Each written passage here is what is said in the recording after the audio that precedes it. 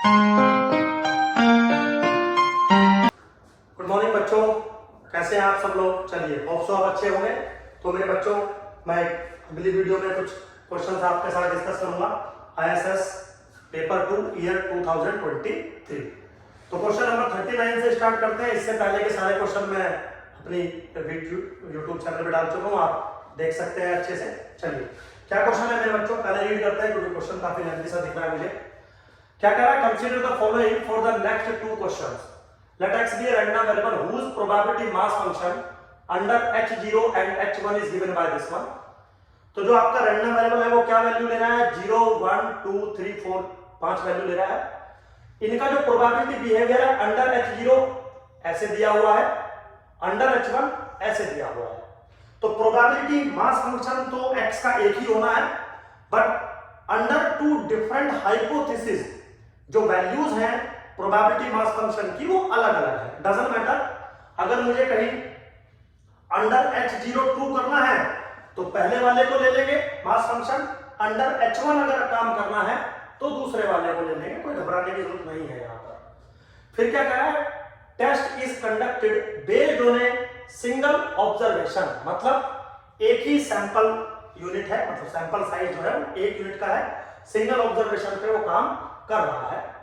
To test the hypothesis h0 that x follow px h0, मतलब वो कह रहा है कि h0 में जो नल हाइपोथेसिस है वो ये है कि प्रोबेबिलिटी मास फंक्शन ये वाला है, अगेंस्ट में वो कह रहा है कि प्रोबेबिलिटी मास फंक्शन दूसरे वाला है। The null hypothesis is rejected, जो नल हाइपोथेसिस रिजेक्ट होती है कब, if x will take value 0 is observed, मतलब x की वैल्यू वैसे जो 0 1 2 3 4 हो सकती है, बट वो कह रहा है कि जो नल हाइपोथेसिस है मेरी वो रिजेक्ट हो जाएगी अगर x की वैल्यू 0 है। इससे मुझे क्या मिलेगा बच्चों, इससे मुझे मिलेगा क्रिटिकल रीजन। तो क्रिटिकल रीजन क्या बना कि वो जो सिंगल ऑब्जर्वेशन है वो अगर 0 वैल्यू लेगा तो null hypothesis must be rejected. ठीक, फिर क्या कह रहा है, further null hypothesis is rejected also when head is observed on tossing of an unbiased coin when x is equal to 4 is observed। ये थोड़ा सा उसने बदतमीजी कर दी, कुछ बदतमीजी नहीं है, बस ऑब्वियसली बात है ISS है तो वो आपकी नॉलेज थोड़ा चेक करना चाहता है। वो कहता है कि क्रिटिकल रीजन के अंदर x is equal to 0 तो कंफर्म है, इसका मतलब अगर ऑब्जर्व वैल्यू 0 आती है तो कंफर्म हम नल हाइपोथेसिस को रिजेक्ट कर देंगे। लेकिन अगर ऑब्जर्व वैल्यू 4 आती है तो हम नल हाइपोथेसिस को रिजेक्ट नहीं करेंगे, हम क्या काम करेंगे, हम एक फेयर कॉइन को टॉस करेंगे, उस पे अगर हेड आया और x की वैल्यू अगर 4 आई ऑब्जर्व होके तो हम नल हाइपोथेसिस को रिजेक्ट करेंगे। x की वैल्यू 0 आई कंफर्म रिजेक्ट करेंगे, x की वैल्यू 4 आई तो रिजेक्ट इस बात पे डिपेंड करेगा कि एक फेयर कॉइन को टॉस करेंगे, अगर उस पे हेड आया तो रिजेक्ट हम करेंगे। इसका मतलब x is equal to 0 तो कंफर्म क्रिटिकल रीजन में चला गया, x is equal to 4 critical reason में जाएगा लेकिन विद प्रोबेबिलिटी हाफ। क्यों प्रोबेबिलिटी हाफ, क्योंकि अगर x की ऑब्जर्व वैल्यू 4 आती है तो वो कहता है कि आप एक फेयर कॉइन टॉस करिएगा, उस पे हेड आया तो आप क्रिटिकल रीजन में डालिएगा, नहीं तो नहीं डालिएगा। और हेड आने की प्रोबेबिलिटी कितनी होती है एक फेयर कॉइन में, 1/2 के बराबर। बस इतना कॉम्प्लिकेशन है इसमें, बाकी कोई इसमें रॉकेट साइंस बिल्कुल भी नहीं है।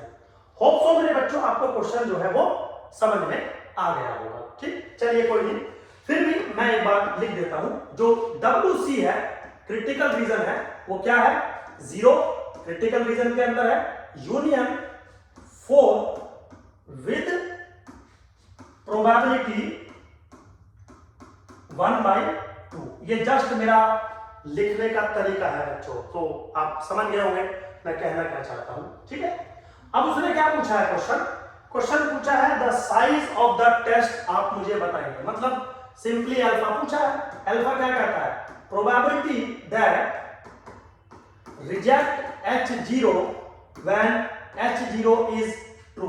ठीक है जी, which is probability that reject h0 मतलब sample units belongs to WC given that h0 is true. h0 true का मतलब है कि रैंडम वेरिएबल का जो प्रोबेबिलिटी मास फंक्शन लिया जाएगा वो पहले वाला लिया जाएगा। पहले वाला क्या है, probability x given h0, this that's it, simple है देखो। तो चलिए जी, this is what probability that x is equal to 0 comma x is equal to 4 with probability 1/2 under mass function px h0। ये सिंपल बस लिखने का तरीका है, बाकी आप चीजें समझ रहे होंगे। Now this is what under h0 probability at x is equal to 0 is what मेरे बच्चों, वेरी सिंपल, दिस वन, ठीक है। 0 के कॉरस्पॉन्डिंग प्रोबेबिलिटी जो है वो 0.1। तो चलिए जी मैंने लिख दिया 0.1, अब प्लस, अब किसकी बारी है, फोर्थ। तो 4 के कोरस्पॉन्डिंग प्रोबेबिलिटी मास फंक्शन क्या है, अंडर h0 0.1, बट ये जो काम हो रहा है वो विद प्रोबेबिलिटी हाफ हो रहा है, तो इसकी जो रिक्वायर्ड प्रोबेबिलिटी होगी वो 0.1 इंटू 1/2।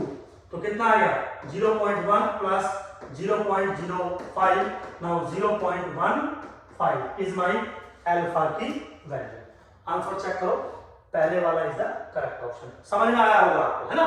जब आप 4 पे जा रहे हैं तो 4 पे क्रिटिकल रीजन में जो आने की वैल्यू है वो 0.1 है, बट वो कह रहा है कि क्रिटिकल रीजन में 4 हो ये जरूरी नहीं है, उसके खुद के चांसेस है 1/2। सो दैट्स व्हाई जब 4 क्रिटिकल रीजन में जाएगा इस प्रोबेबिलिटी के साथ, उसके साथ एंड प्रोबेबिलिटी लगेगी 1/2, जो कि मैंने यहां पे लगाई, ठीक है।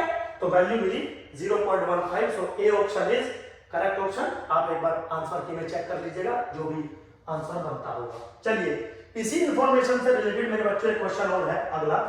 क्या क्वेश्चन है, question number 14, power of the test बताइए। बिल्कुल सेम है, फिर से पीछे चलते हैं। पावर ऑफ द टेस्ट पे अगर हम बात करें तो क्रिटिकल रीजन बिल्कुल आपके सामने लिखा हुआ है, कोई भी रॉकेट साइंस नहीं है ना, मैं इस पे कुछ ऑब्जेक्शन आपके सामने उठा रहा हूं।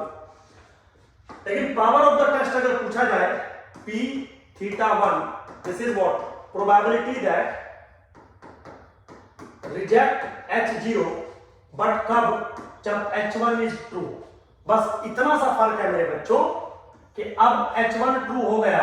h1 ट्रू का मतलब है कि जो x का प्रोबेबिलिटी मास फंक्शन है अब वो यहां पर काम करेगा, ऊपर वाले पे नहीं, नीचे वाले पे काम करेगा। तो बिल्कुल सिंपल हो गया। अब क्रिटिकल रीजन आपको पता है, इसकी वैल्यू क्या बनेगी, p0 plus p4 but with probability 1/2। समझिए ना, क्यों with probability 1/2। Now this is p0 is what, लेकिन अब जब आप p0 लोगे ना बच्चों तो इसके कोरस्पॉन्डिंग अब वैल्यू ये चलेगी, क्योंकि अंडर अल्टरनेटिव हाइपोथेसिस पे हम काम कर रहे हैं। तो किसके बराबर बन जाएगा 0.2 प्लस p4 पे जब आप आओगे तो 4 के कोरस्पॉन्डिंग 0.2, लेकिन विद हाफ चांसेस, तो 0.2 इंटू 1/2, तो कितना आ गया 0.2 प्लस 0.1 विच इज 0.3। चलिए देखिए कोई आंसर है 0.3, C option is the correct option. तो मेरे बच्चों अच्छा क्वेश्चन था, बस थोड़ा सा अगर आप देखें ये जो लैंग्वेज उसने दी है ना, further null hypothesis is rejected by this one, इसको थोड़ा सा समझने की आपको जरूरत थी कि ये एक्चुअली में कहना क्या चाहता है और ये क्यों हम ऐसा बोल रहे हैं। तो सिंपल है बिल्कुल, सिनेरियो कोई रॉकेट साइंस नहीं थी इसमें, ठीक है। चलिए खैर, thank you very much. Time ज्यादा वेस्ट नहीं करूंगा क्योंकि वीडियो में थोड़ा बस 10-15 मिनट का वीडियो होना चाहिए, इससे ज्यादा नहीं, बकवास नहीं करनी चाहिए, टाइम वेस्ट होता है आपका, टाइम बहुत क्रूशियल है बच्चों। चलिए मिलते हैं नेक्स्ट वीडियो में, थैंक यू वेरी मच।